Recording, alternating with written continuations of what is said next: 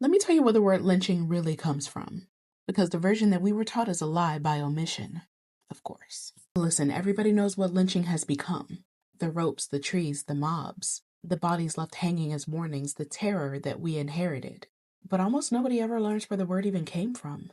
And once you learn that part, you understand something this country never says out loud. Lynching didn't start with murder.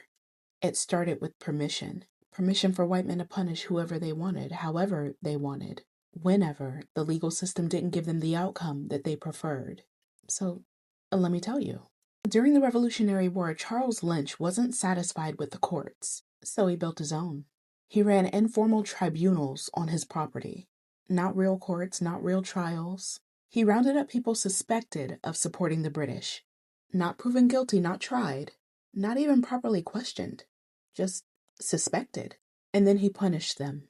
Whipping, imprisonment, forced labor, property seizure. All without a judge, without a jury, without evidence. People called it Lynch's Law, a nickname for punishment outside of the legal system. And here's the part that matters. He wrote to the Virginia legislature asking for protection. And instead of reprimanding him, they passed a law giving him and his men retroactive immunity. Think about that, right? America didn't just tolerate extra legal punishment.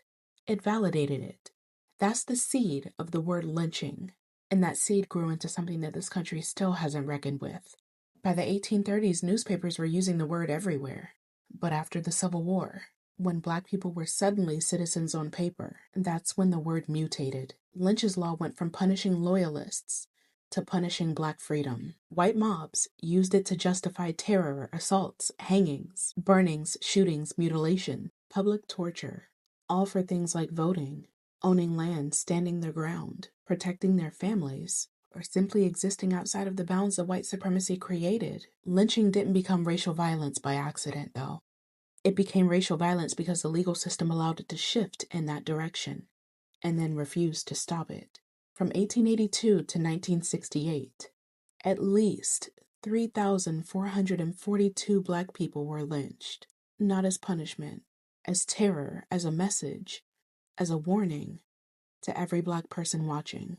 And Congress blocked anti-lynching laws for over 120 years. They protected the word longer than they protected the people suffering under it. So here's the truth, the part they hoped you never connect.